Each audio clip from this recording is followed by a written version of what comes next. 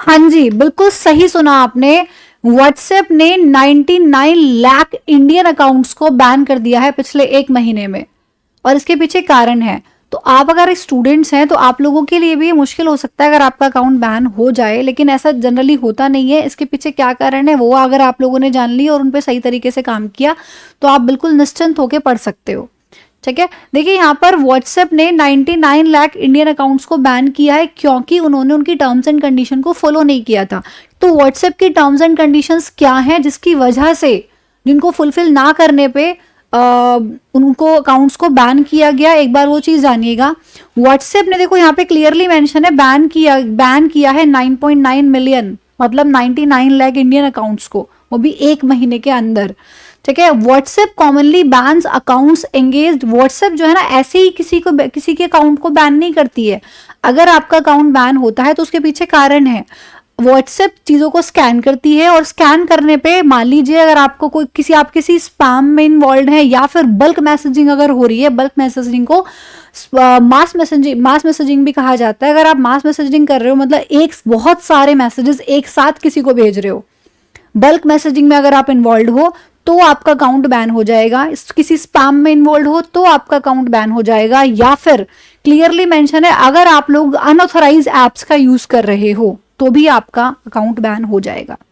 ठीक है, अब यहाँ पे यूजर, अगर आप लोगों का अकाउंट मान लीजिए बैन हो चुका है और आपको लगता है कि आपने कोई ऐसा नहीं किया था, तो उसके लिए आप रिक्वेस्ट भी व्हाट्सएप को डाल सकते हो।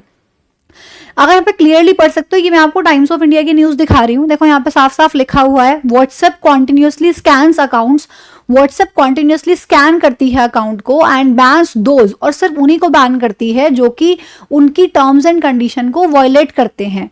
तो फरवरी 2025 में, सिर्फ अगर हम फरवरी 2025 की बात करें तो platform ban over 99,67,000 Indian accounts को व्हाट्सएप ने बैन किया है फॉर एंगेजिंग इन स्पैम, जो किसी स्पैम में एंगेज थे या मास मैसेजिंग में या फिर कोई अदर वायलेशन था जो कि उनकी टर्म्स एंड कंडीशन को फॉलो नहीं कर रहा था।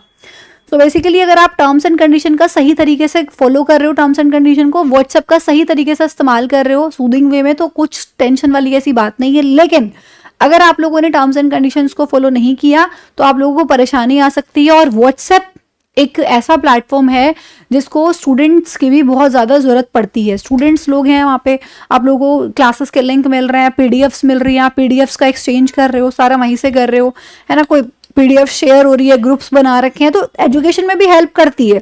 किसी चीज़ के नुकसान होते हैं तो उस चीज़ के फायदे भी होते हैं। व्हाट्सएप के नुकसान है कि आप लोग चैट्स में लगे रहते हो, वो आपकी गलती है कि आप लगे हो, लेकिन अगर फायदे की बात की जाए तो बहुत फायदे भी हैं। आप एक दूसरे से इंटरेक्ट कर पाते हो, ग्रुप्स बनाते हो, पीडीएफ शेयर करते हो, लिंक शेयर करते हो, तो वहां पे आप लोगों को वो उस हद तक काफी मदद भी करता है ना। स्टूडेंट्स के लिए बहुत फायदा भी है, अगर नुकसान है तो फायदा भी बहुत है। अगर आप उसका सही तरीके से यूज करोगे तो फिर कोई गड़बड़ नहीं होगी। अगर आप लोगों ने उसको मिसयूज किया तो डेफिनेटली गड़बड़ हो जाएगी। मिसयूज तो किसी भी चीज का गलत होता है वैसे। तो सही तरीके से चलते रहिए, अपनी पढ़ाई करते रहिए, कोई टेंशन वाली बात नहीं है। बस उस चीज का ध्यान रखना कि टर्म्स एंड कंडीशंस को आप लोगों को वायलेट नहीं करना है।